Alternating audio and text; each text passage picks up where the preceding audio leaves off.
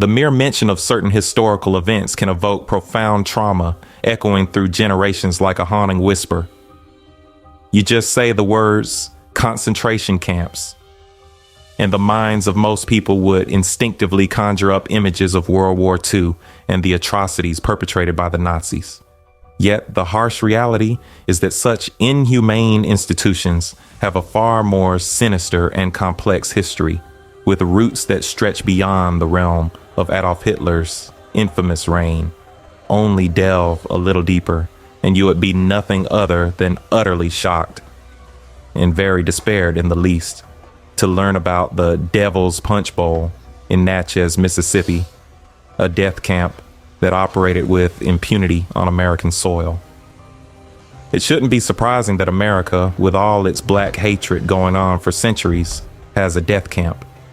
But what is actually surprising is we never really heard about it or read about it. It is not even talked about in a whisper, in contrast to how loudly the German death camps are being talked about. This foreboding sight called the Devil's Punchbowl was the scene of the most unimaginable horrors perpetrated against black victims in this dark era. The ill things done to black men, women, boys, girls, and children in this concentration camp was so unspeakably evil and grotesque that this very story was systematically erased from the annals of American history. The Devil's Punchbowl in Natchez, Mississippi, stands as a haunting testament to the darkest depths of human depravity.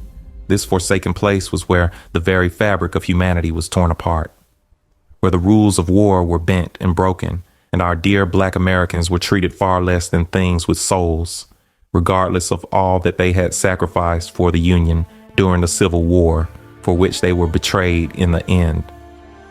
The atrocities committed within the Punchbowl's walls were an affront to basic human dignity, as thousands of African Americans, fathers, mothers, children, and entire families were herded and thrown into a pit, condemned to endure unimaginable suffering and ultimately brutal annihilation.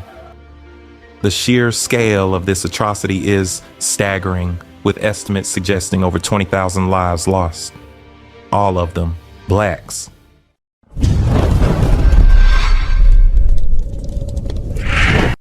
Unfortunately, this horrific episode in American history has been woefully neglected, submerged beneath a chasm of pain and suffering.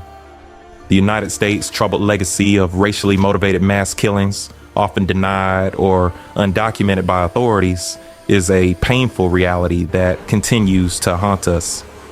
This observation has been discussed a number of times already by keen observers. In June of 2021, for instance, a formidable national American daily newspaper, USA Today, discussed the same observation in one of its editorials. In his 1963 Echo Through the Ages, James Baldwin confirms this when he said, "American history is longer, larger, more various, and more terrible than anything anyone has ever said about it. Just when you think that you have heard it all, another news pops up."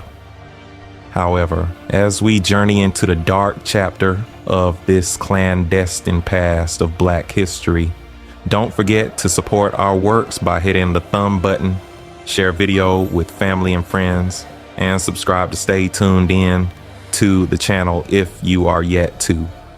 Let's now head into one of the darkest chapters of America's dirty past. A past so dark, I warn, that it takes you where forgiveness cannot be found. Of all the historic sites in Mississippi, few have a past as deadly as the Devil's Punchbowl in Natchez. In the foothills of Mississippi, until today, the trees grow heavy with abundant, uneaten peaches. So nourishing and big these peaches look that one would wonder why the locals do not eat it. This is because they all know what lies beneath the soil, serving as good manures to the roots of these healthy-looking fruits. Several tales have haunted the grounds of the Devil's Punchbowl for decades. From pirates, which local legend would say once used the secluded area as both a hideout and a spot to bury their loot, to planes crashing. Nonetheless, while the lands may not be filled with treasure, they are haunted by the history of mass murder, untellable cruelty, and a past filled with hatred for Black Americans that cannot be ignored. In recent years, the story behind the Devil's Punchbowl grew increasingly sinister when a mass grave was found in the area. As historians looked into the grisly discovery, they learned that the grave held the bodies of thousands of formerly enslaved African Americans. An even more terrifying revelation, unearthed by the researchers in Mississippi, was that these corpses in question belonged to slaves who were freed during the Civil War and then re-imprisoned in this hollow concentration camp. The American Civil War, which erupted in 1861, played a significant role in the dark history of the Devil's Punchbowl. The war was led by several notable figures, including President Abraham Lincoln, who played a crucial role in shaping the Union's strategy and false commitment to ending slavery. Other key Union leaders included General Ulysses S. Grant, who served as General-in-Chief of the Union Army, and General William Tecumseh Sherman, who led the March to the Sea. On the Confederate side, President Jefferson Davis and General Robert E. Lee were the most prominent leaders. Lee, who served as General-in-Chief of the Confederate Army, was a highly respected military leader who played a key role in several Confederate victories. Other notable Confederate leaders included General Stonewall Jackson, who played a crucial role in several early Confederate victories, and General James Longstreet, who served as Lee's most trusted subordinate. At its core, the conflict was a clash between two fundamentally different societies, the industrialized, urbanized North and the agricultural, slave-based South.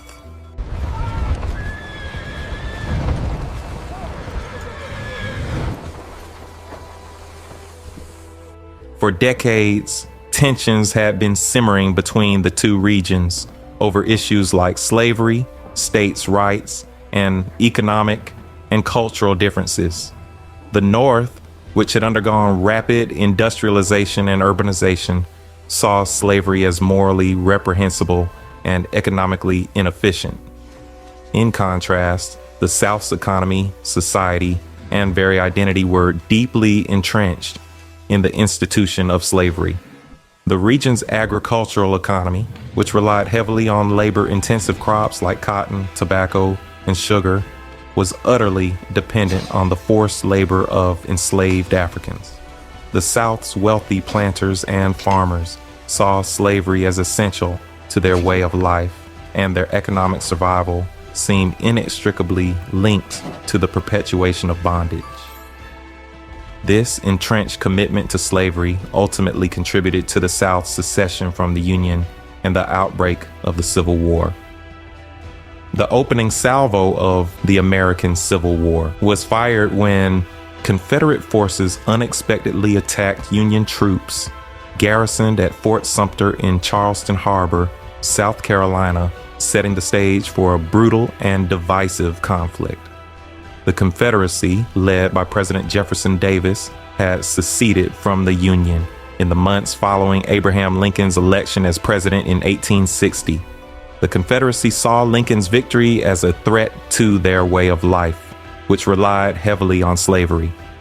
The early years of the American Civil War saw several pivotal battles, with the First Battle of Bull Run standing out as a significant Confederate victory. Fought on July 21, 1861, it was the first major battle of the war, marking the beginning of a brutal and devastating conflict that would span 4 years and claim the lives of hundreds of thousands of Americans.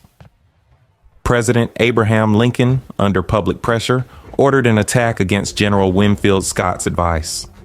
Union troops, largely untrained, marched towards Manassas Junction, but were met by Confederate forces equally untrained who had ridden the rails from the Shenandoah Valley. The battle was chaotic, with similar uniforms and flags causing confusion. Despite initial Union gains, Virginians under Thomas J. Jackson's command rallied, earning him the nickname Stonewall. The Union Army was ultimately routed, and both sides realized the war would be longer and bloodier than anticipated. As the war progressed, abolitionists such as Frederick Douglass argued that the enlistment of black soldiers would help the North win the war and would be a huge step in the fight for equal rights. Once the black man gets upon his person the brass letters, U.S., let him get an eagle on his button and a musket on his shoulder and bullets in his pocket. Douglass said, and there is no power on earth which can deny that he has earned the right to citizenship.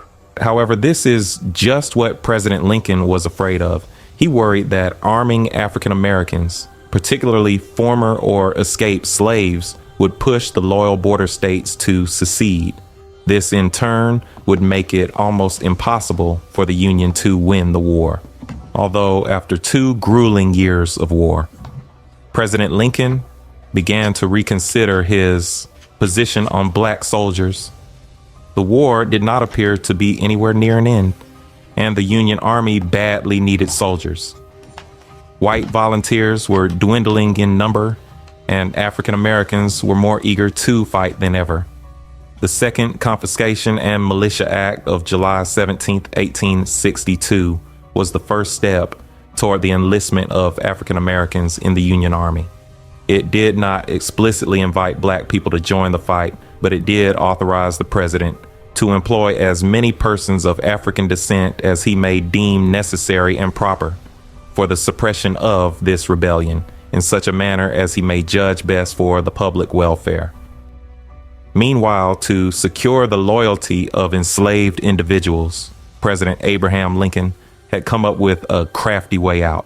He would begin drafting the Emancipation Proclamation. This historic document aimed to reassure African Americans that the Union was committed to granting them the freedom they had long desired in return for their support and participation in the war effort. The Second Confiscation and Militia Act passage marked a significant step towards realizing the goal of the Union, as African Americans did play a significant role in the conflict. While some served in the Confederate Army for survival, approximately 186,097 black men joined the Union Army, including 7,122 officers and 178,975 enlisted soldiers. The African American soldiers participated in every major campaign of the war's last year, except for Sherman's Atlanta campaign in Georgia.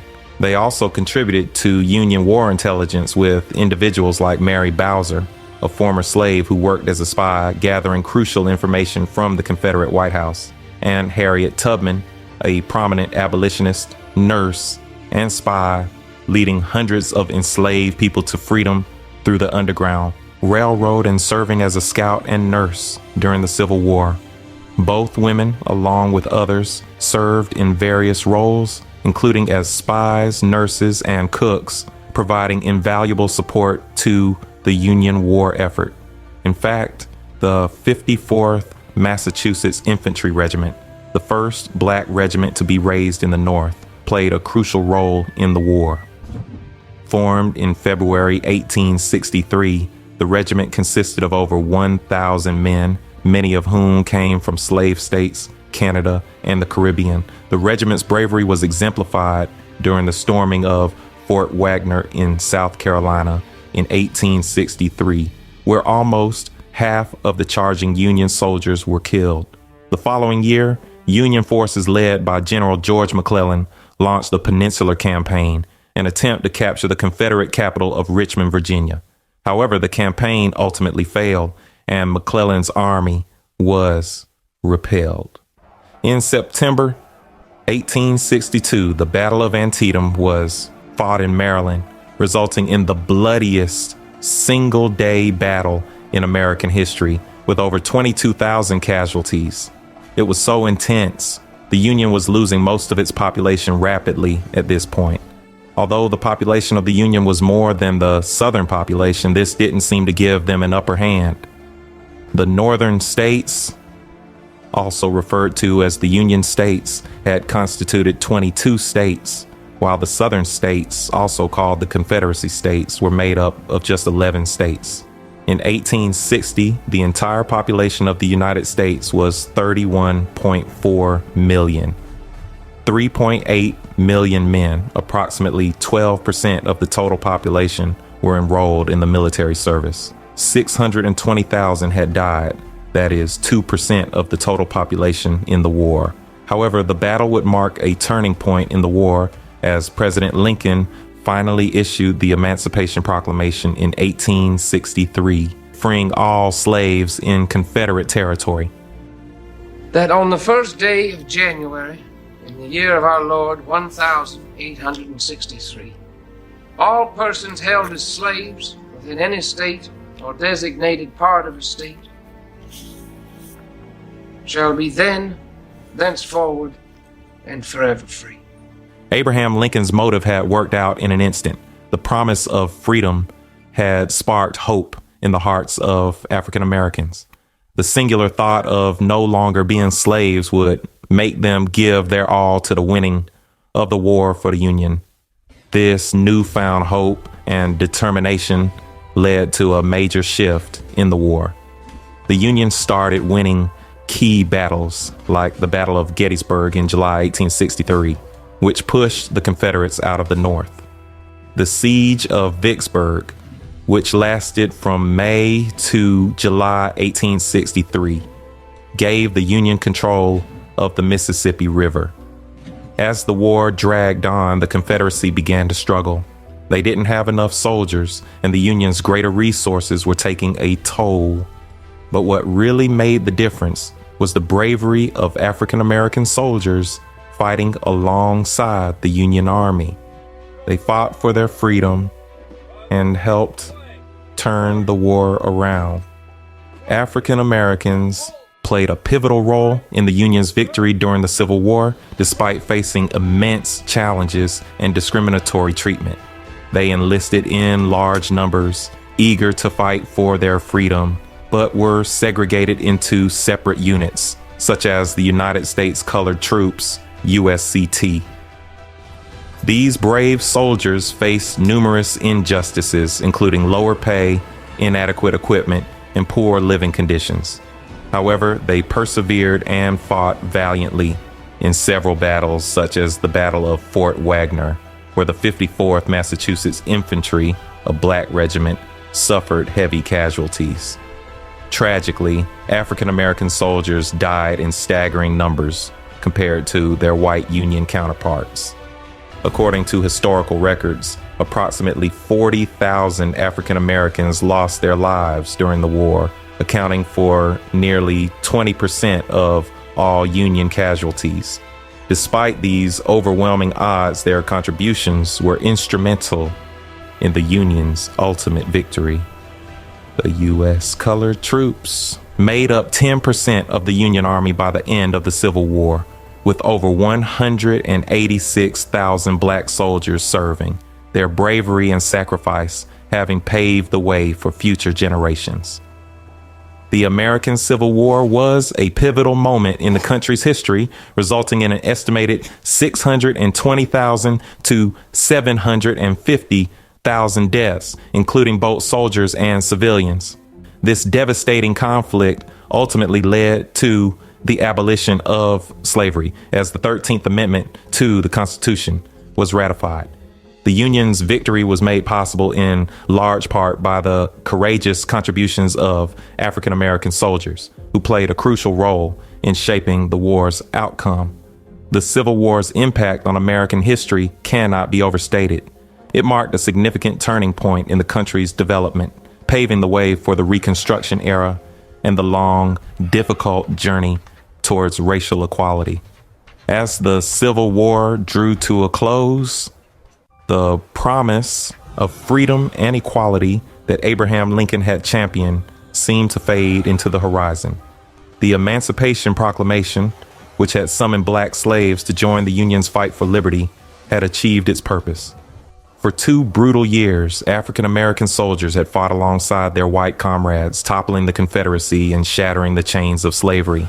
But as the newly freed slaves basked in the glory of their hard-won freedom, they were met with a painful, betraying reality. The very nation which they had fought and died for was woefully unprepared to grant them the full citizenship they so rightly deserved. Instead, they were forced to navigate a treacherous landscape of poverty, segregation, and violence. These newly freed slaves were faced with an increasingly dire situation now. They had been denied the basic necessities of life, education, money, and dignity during their enslavement. And now that they were so-called emancipated and free, they had literally nothing on them. Neither was their predicament for a second looked into. In this desperate state, many wondered if freedom was truly better than slavery. At least as slaves, they had been provided with basic necessities, albeit under brutal conditions. Now they were forced to fend for themselves, often resorting to sharecropping, renting land from their former owners, and working tirelessly to make ends meet. The cycle of poverty was crushing, and the dream of freedom that had once seemed within reach began to dissolve into an illusion. The Emancipation Proclamation, issued by Abraham Lincoln, was a strategic move to aid the Union's victory in the Civil War. Frederick Douglass, a prominent black abolitionist, had emphasized the need to combat slavery itself, not just its proponents. To fight against slaveholders without fighting against slavery is but a half-hearted business, wrote the black abolitionist. War for the destruction of liberty must be met with war for the destruction of slavery. Abraham Lincoln had leveraged this idea to further his goals, but once the war was won, his focus shifted. As the years passed, the state of these freed blacks became increasingly precarious. Starvation, segregation, and brutal violence became all too familiar reality. The specter of the Fugitive Slave Act of 1850 loomed large, casting a long shadow of fear over the lives of free blacks. The constant threat of being recaptured and returned to a life of servitude hung over them like the sword of Damocles. It was against this backdrop of desperation and fear that a massive exodus of freed black slaves began. Over 110,000 freed slaves fled the North, seeking shelter and a new start in the uncertain landscape of the post-war South. Many passed through Natchez, Mississippi, a city that would soon become a hub of historic violence and hatred. By 1860, Natchez was a city on the brink. Its population of 6,612 was a combustible mix of 4,272 whites, 2,132 freed slaves, and 208 free blacks. But as the decade wore on, the city's demographics shifted dramatically. By 1863, the population had swollen to 9,057, with 3,728 whites and 5,329 blacks. But as these blacks who had been released from the plantations of slavery overran Natchez in their desperate search for survival, the pitiable population went from about 10,000 to 120,000 in one night. This drastic increase in the black population raised tensions in the city. The residents of Natchez, feeling resentful that the people who were once their property were now free, called upon the same Union troops that these poor blacks had fought side by side with to devise a merciless solution. It was in this cauldron of reasonless hatred, envy, and ill will that the Devil's Punchbowl was born. It would become a byword for brutality and terror, a stark reminder of the long and bloody road that lay ahead for the newly freed slaves of Natchez. The Devil's Punchbowl is a naturally enclosed area in Natchez City, Mississippi. It got its name from the unique appearance it carries, resembling a bowl-like hollow. This camp, located at the bottom of a cavernous pit with trees on the bluffs above, was seen by the Union troops as the perfect place to harbor their captives. According to Don Estes, historian and former director of the Natchez City Cemetery, the Union decided to build an encampment for the freed blacks at the Devil's Punchbowl and walled it off so that there'd be no escape for any of them. The Devil's Punchbowl consisted of 3 camps, all used by the troops to imprison these already freed black slaves and put them in conditions far worse than those on the plantations. This was another concentration camp. Men were made to do unthinkably hard labor, while women and children were left behind in the camp and usually deprived of food and water. The harsh weather conditions, arduous work, malnutrition, and poor hygiene would lead to a variety of health problems, fatigue, smallpox, and other insane diseases. Experts estimate that in just 1 year, more than 20,000 freed black people died at the Devil's Punchbowl. The death rate was so incredibly high that these prisoners had begged the troops to let them go back to the plantations, but their pleas fell on deaf ears. Paula Westbrook, historian and paranormal researcher, explained that the army didn't let the black people remove the bodies of the deceased from their midst. They just threw down some shovels and told the prisoners to bury the bodies exactly where they died. But these prisoners had already become too tired and enfeebled with incessant suffering, thus were unable at this point to dig reasonably into the ground to properly cover their dead ones. The increasingly decomposed bodies would cause more diseases and more deaths struck the camp. James E. Yateman, a bank founder and philanthropist of the Western Sanitary Commission, visited the Devil's Punchbowl in November 1863 and wrote an appeal to President Lincoln regarding the condition of the formerly enslaved black Americans. Lincoln did nothing. Yateman had written thus: 75 blacks died in a single day. None were returned to their masters on account of their suffering. Despite the tedious and backbreaking jobs that were assigned to them, they were usually killed on a daily basis. At least a record of 20,000 deaths of men and women were recorded in a year. Without any hint of remorse or sympathy, the Union troops continued to mistreat these black Americans, not giving them any chance to leave the camp, not even to bury their dead. The dead were buried wherever they dropped, as commanded by the troops, and they had continued dying. As Westbrook noted, the people who dreamed of building their lives away from the master's whip ended up owned, tortured, and enslaved once again. They never got the chance to build their businesses, amass wealth, and provide a good life for their offspring. They never got to experience true happiness, true freedom. As at today, occasional flooding by the Mississippi River brings out skeletal remains from the mass graves that adorn the former encampment. This proves that there was indeed a plethora of deaths that happened there at some point in time. Not just this. To substantiate the fact that most blacks were killed in the camps, let's take a look at the bluffs in the Devil's Punchbowl.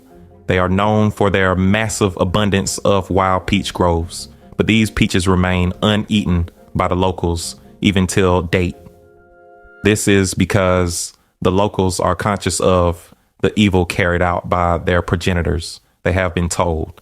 Even though they tried their best to convert the entire chronicle of events into their favor, they couldn't just ignore this truth. Eating fruits fertilized by the flesh and blood of innocent humans? Nah, that would be way too extreme. Carefully considering the entire happenings in the 1860s reveals every possible reason there should be reparations made to the entire black community, which does not even make up for the lot. There are no questions anymore as to why blacks have been the targets of such hatred throughout the entire history of the Americans. The hatred is reasonless. The Devil's Punchbowl going forward was not an isolated incident. Hundreds of similar camps dotted the landscape, each one a breeding ground for disease, fear, and despair. Abigail Cooper, an assistant professor of history, delved into the heart-wrenching experiences of African Americans in these refugee camps during the Civil War. Her research revealed a staggering truth. Over 200 camps had been established, funneling more than 800,000 African Americans passing through them at some point. Most residents were slaves or ex-slaves fleeing the clutches of their enslavers and the Confederate Army. Others came to find family members who had been sold to different slave owners. By looking at this in-between moment when slavery's end was possible but not assured, African Americans had begun to make and live out freedom on their own terms. Abigail Cooper informs. African Americans gathered to forge a monumental psychological transformation from knowing America as their enslaver to envisioning America as their home. Conditions in many of the camps were squalid and disease was common. Black refugees lived in constant fear and terror of raids from Southern whites. At one point, the Confederate Army plundered and burned Slab Town to the ground. Whites also lived in the camps, most of them seeking shelter from the war. They were treated differently from blacks. They received more rations and better treatments than the blacks. A rations list Cooper discovered for a camp in New Bern, North Carolina, shows that 1,800 whites received 76.5 barrels of flour over the course of 3 months in 1862 to 1863. During the same period, the 7,500 blacks there received 19 barrels only. But despite the hardships and oppression, these refugee camps offered these formerly enslaved people their first opportunity to savor freedom, reunite as families, and lay the groundwork for a new society and religion. These black families had begun giving life a try, strangely relishing what it feels like to not be the property of a fellow human. What it feels like to start up what could be called a home. Never before had so many former slaves of so many different cultures gathered in such concentrations with the possibility of freedom near. There was an exchange of ideas, traditions, and rituals that fostered literacy and education and led to religious revivals. Camp inhabitants compared their plight to the Israelites in the desert in the book of Exodus, freed from slavery but not yet delivered to their new country. The refugees' struggles were a stark reminder that freedom was not a destination, but a journey, one that would be marked by countless challenges and hardships. Families reunited and people from various cultures and traditions came together. Some camps had access to education. For many blacks then, a good pair of shoes was a crucial possession. On plantations, masters kept slaves' footwear locked up at night so they could not escape. A good pair of shoes was necessary to make the difficult trek, sometimes through forests and rocky terrain, to the camps. Without shoes, one could more easily be picked out in a crowd as an escaped slave, and kidnappers lurked, attempting to sell people back into slavery. African American refugees found creative ways to protect themselves. Some even crafted makeshift footwears from plantain leaves, which had a strong smell that helped throw off the scent of the hounds used by patrollers and former owners. A common song went like this. I got shoes, you got shoes, all of God's children got shoes. When I get to heaven, I'm gonna put on my shoe. The journey to freedom was long and fraught with danger. Racial terror and lynchings were common, and many black people were brutally injured or killed. These retaliatory killings were often unaccounted for, but left a lasting impact on the black community. In remembering the Devil's Punchbowl, we confront a painful chapter of American history, but we must do so to ensure such atrocities are never repeated. The suffering of those who were imprisoned, starved to death, and forced into labor to the breakdown in this cruel encampment must never be forgotten. Their plight serves as a stark reminder of the horrors of racial oppression and the long struggle for freedom and equality. In closing, after uncovering the history of the Devil's Punchbowl with some crucial implications we learned, America's history of intentionally not documenting events highlights its racist history. Like prominent journalist Ida B. Wells puts it plainly, the way to right wrongs is to turn the light of truth upon them. By uncovering black mass murders and addressing America's history of racial violence, we can finally begin reconciling with the past. That brings us to the end of yet another eye-opening video. Just don't forget to like, share, and reach out to us in the comment section to share thoughts. We're always delighted to pick from them. If it helps our work, you'd be kind as well to subscribe and stay tuned in to our channel if you are yet to. We have your interest in mind. Thank you for watching, and see you in the next one.